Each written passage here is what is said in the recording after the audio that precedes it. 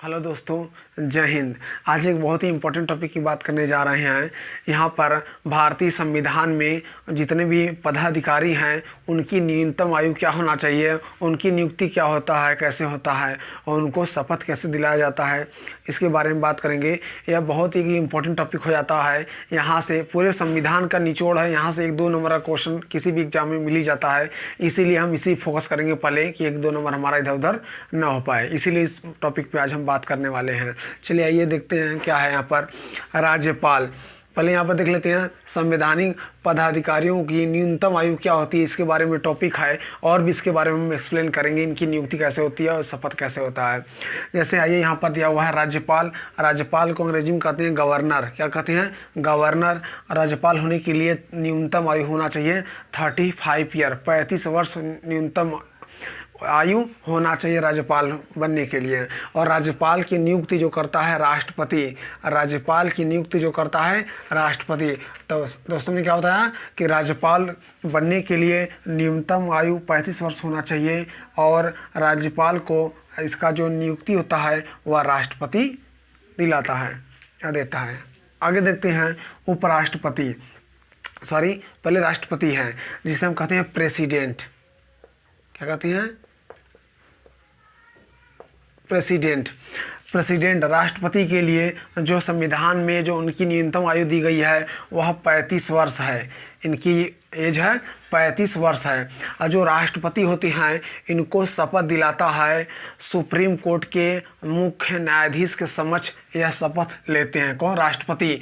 दोस्तों, राष्ट्रपति को जो शपथ होता है वह मुख्य न्यायाधीश, जो सुप्रीम कोर्ट के मुख्य न्यायाधीश होते हैं, सुप्रीम कोर्ट के मुख्य न्यायाधीश के समक्ष यह राष्ट्रपति शपथ लेता है। दोस्तों, एक बात और इसमें हम बात कर लेते हैं। दोस्तों, बात करते हैं कि जो राष्ट्रपति होता है, राष्ट्रपति के चुनाव में कौन कौन से लोग भाग लेते हैं, तो इसके बारे में बात करते हैं। तो राष्ट्रपति के चुनाव में लोकसभा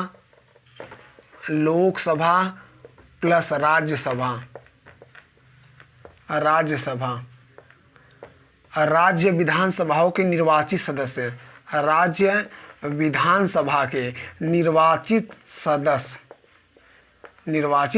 सदस्यों के द्वारा इसमें भाग लिया जाता है। दोस्तों, हमने क्या बताया कि राष्ट्रपति के चुनाव में लोकसभा, राज्यसभा तथा राज्य विधानसभा के जो निर्वाचित सदस्य होते हैं वही इसमें भाग लेते हैं। दोस्तों, आप एक चीज़ पे केयर करिएगा, हमने बार बार यही नाम लिया है कि निर्वाचित सदस्य जो मनोनीत सदस्य होते हैं। जैसे राज्यसभा में 2 लोगों को राज्यसभा में राष्ट्रपति 12 लोगों को और लोकसभा में 2 लोगों को मनोनीत करता है। तो जो मनोनीत लोग होते हैं, मनोनीत किए हुए जो लोग आते हैं वह इसके वोटिंग में भाग नहीं लेते हैं। राष्ट्रपति के जो वोटिंग निर्वाचन होता है उसमें जो राष्ट्रपति के निर्वाचन में जो लोग मनोनीत होकर आते हैं वह इस निर्वाचन में भाग नहीं लेते हैं। इसीलिए बताया गया है कि लोकसभा, राज्यसभा तथा राज्य के विधानसभाओं के निर्वाचित सदस्य जो होते हैं वही इसमें भाग लेते हैं। एक संविधान संशोधन के द्वारा यह जोड़ दिया गया है कि दिल्ली तथा पांडुचेरी के विधानसभाओं के सदस्य दिल्ली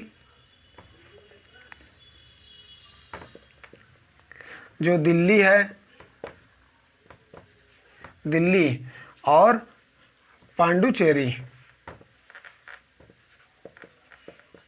के जो विधानसभा के सदस्य होते हैं वह भी राष्ट्रपति के चुनाव में भाग लेते हैं।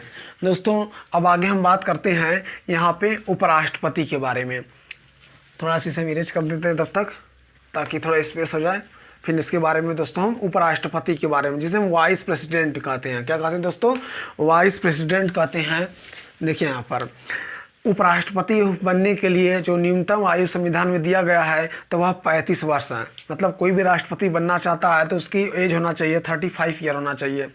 दोस्तों, और एक इम्पोर्टेंट बात, जो उपराष्ट्रपति के निर्वाचन में कौन कौन से लोग भाग लेते हैं, तो उपराष्ट्रपति के चुनाव में राज्यसभा प्लस लोकसभा के जो सदस्य होते हैं वह भाग लेते हैं। दोस्तों देखिए, दोनों में अंतर हो गया। राष्ट्रपति के चुनाव में लोकसभा राज्यसभा के निर्वाचित तथा विधानसभाओं के निर्वाचित सदस्य तथा दिल्ली और पांडुचेरी के जो विधानसभा के सदस्य होते हैं वह भाग लेते हैं। लेकिन उपराष्ट्रपति जो वाइस प्रेसिडेंट होते हैं उनकी नियुक्ति के उनके निर्वाचन में ओनली राज्यसभा और लोकसभा के जो निर्वाचित सदस्य होते हैं वही भाग लेते हैं। आगे देखते हैं दोस्तों, और एक चीज़ और इसमें आप देख लीजिएगा कि जो उपराष्ट्रपति है वह राष्ट्रपति के समक्ष शपथ लेता है। आगे दिया हुआ है यहाँ पर सुप्रीम कोर्ट।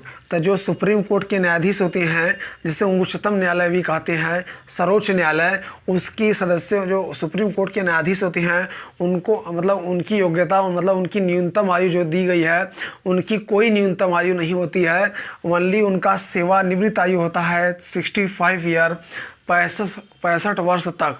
एक सुप्रीम कोर्ट के जो न्यायाधीश होते हैं एक बार नियुक्त होने के बाद वह 65 वर्ष तक कार्य करते हैं। दोस्तों आगे देखते हैं यहाँ पर हाई कोर्ट, उच्च न्यायालय। सभी राज्यों में उच्च न्यायालय होता है, इसीलिए उच्च न्यायालय की बात करते हैं। उच्च न्यायालय के जो न्यायाधीश होते हैं इनके लिए भी संविधान में कोई न्यूनतम आयु नहीं बताया गया है। एक बार नियुक्त होने के बाद ये इनका सेवानिवृत्त जो आयु होता है वह 62 वर्ष होता है, वह 62 वर्ष तक कार्य करते हैं। दोस्तों यहाँ पर जो देखिए सुप्रीम कोर्ट का जो न्यायाधीश का सेवानिवृत्त आयु है 65 वर्ष है, और जो हाई कोर्ट के न्यायाधीश के सेवानिवृत्त आयु है वह है 62 वर्ष है। आगे देखते हैं दोस्तों यहाँ पर लोकसभा के सदस्य बनने के लिए न्यूनतम आयु होना चाहिए 25 ईयर, 25 वर्ष होना चाहिए। लेकिन राज्यसभा के जो मेंबर होते हैं, राज्यसभा के मेंबर होने के लिए 30 ईयर, 30 वर्ष आयु होना चाहिए। दोस्तों एक चीज़ और इसमें एडिशनल हम बता देते हैं अतिरिक्त इसके, और जो लोकसभा के सदस्य होते हैं इनकी न्यूनतम आयु 25 ईयर दिया गया है, और इनके सदस्यों को हम जो लोकसभा होता है लोकसभा सदन को हम निम्न सदन भी कहते हैं। क्या कहते हैं? निम्न सदन, लोअर हाउस कहते हैं। दोस्तों क्या कहते हैं? लोअर हाउस कहते हैं। लेकिन जो राज्यसभा होता है राज्यसभा को हम कहते हैं अपर हाउस। क्या कहते हैं? अपर हाउस कहते हैं।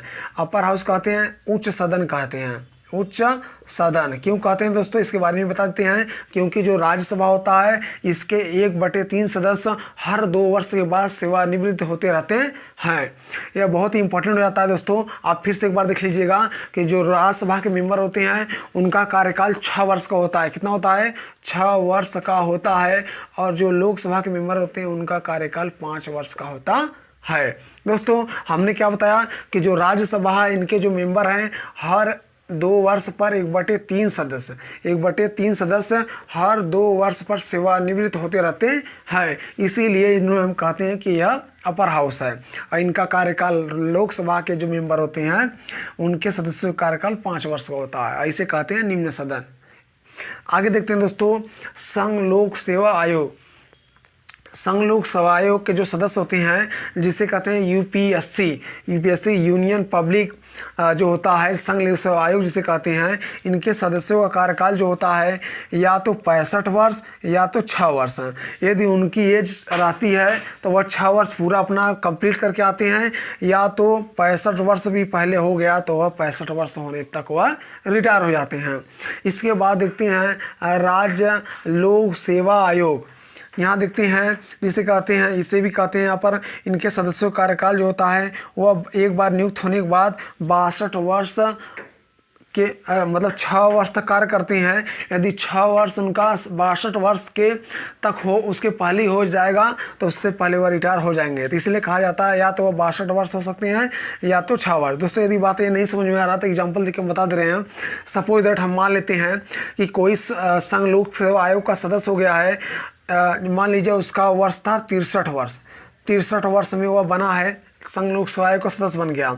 लेकिन उसमें बताया गया कि वह 6 वर्ष तक रहता है, लेकिन 6 वर्ष कैसे रह पाएगा ये भी बताया गया है। वह 65 वर्ष तक यदि उसका हो जाता है आयु पहले तो वह रिटायर हो जाएगा। इसीलिए जो 63 वर्ष के आयु एज पर वो बनेगा संघ लोक सेवा आयोग का सदस्य, वह बस 2 वर्ष ही कार्य कर पाएगा। क्यों? क्योंकि 2 वर्ष के बाद ही आ जाएगा 65 वर्ष, और 65 वर्ष में वह रिटायर हो जाएगा। दोस्तों यह बहुत ही इंपॉर्टेंट टॉपिक था, इससे एग्जाम में हमेशा क्वेश्चन बनते रहते हैं, यहाँ से किसी भी एग्जाम में बनते रहते हैं, इसीलिए आप इसे ज़रूर से एक बार रिवीजन कर लीजिएगा।